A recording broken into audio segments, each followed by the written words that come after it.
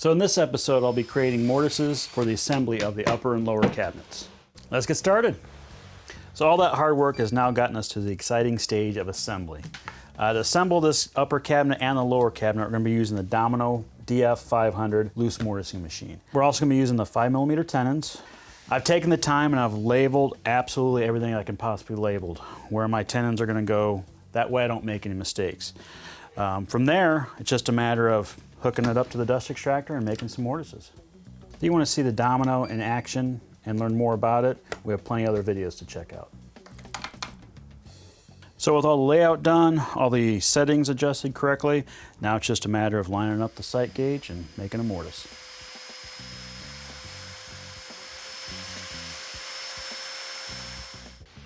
Just so that I have a better sight line, I'm going to move these marks from the edge up to the face of my back panel.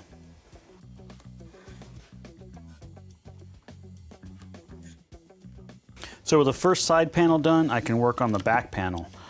To do that, I've added the support foot to give me a little more support when I'm doing mortises going straight down.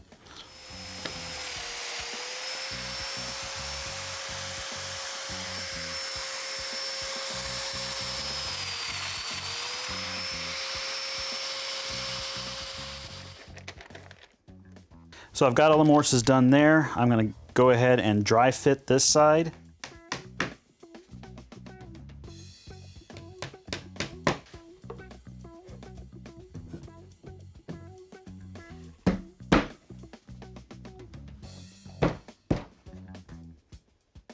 So now I'll do the exact same process on the other side.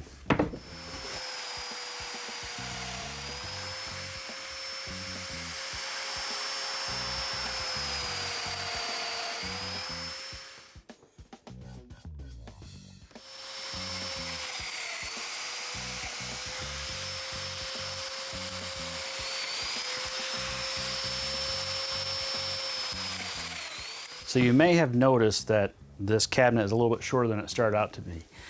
And that is because I cut about 10 inches off of it.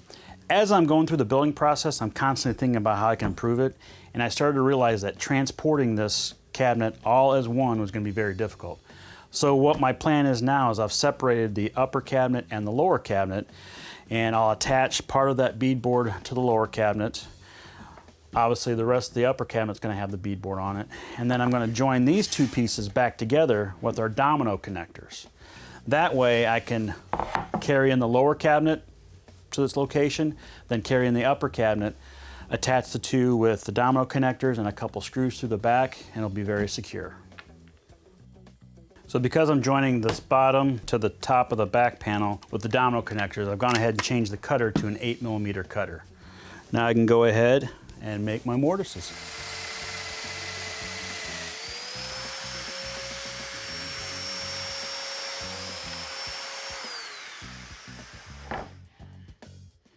So now I'll just finish up the mortises on the bottom portion.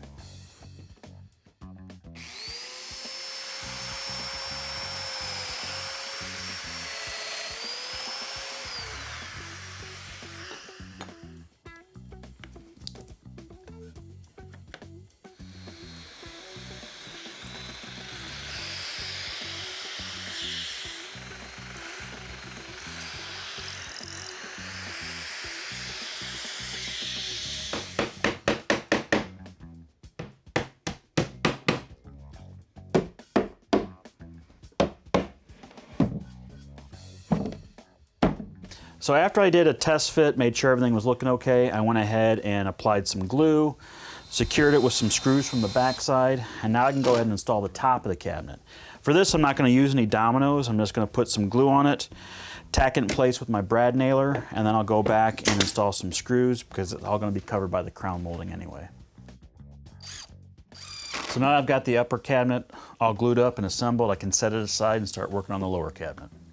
I've gone ahead and I've laid out where the center panel is going to go.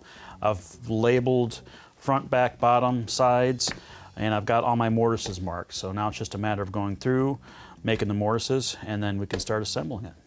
The first thing I'm going to do is the center panel. I'm going ahead and clamped it to the bottom of the base cabinet. I've laid out the position, and I've got and I've clamped it right on the back line. So now all I have to do is I can mortise straight down into my bottom panel. I can mortise into the center panel at the same time, and then when I stand it up, it'll fall directly on those two lines that I've laid out.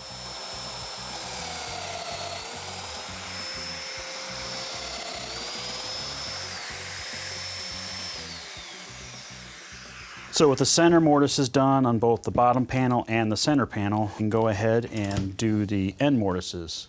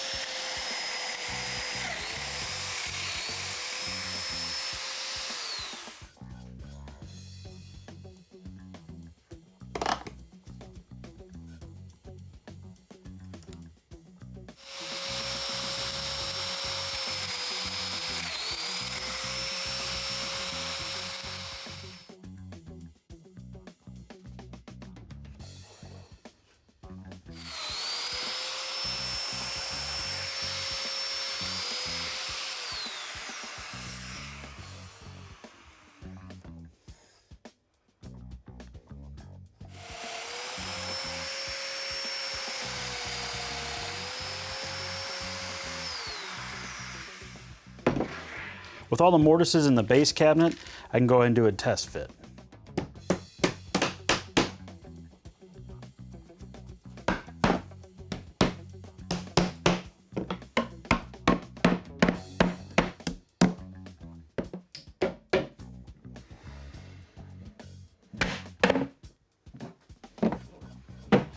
So with the base cabinet all dry fit, I can take it apart, glue it up, put it in some clamps, then it and the upper cabinet will all be finished. I can move on to the face frames. To continue the build, click here or check this out. And don't forget to subscribe.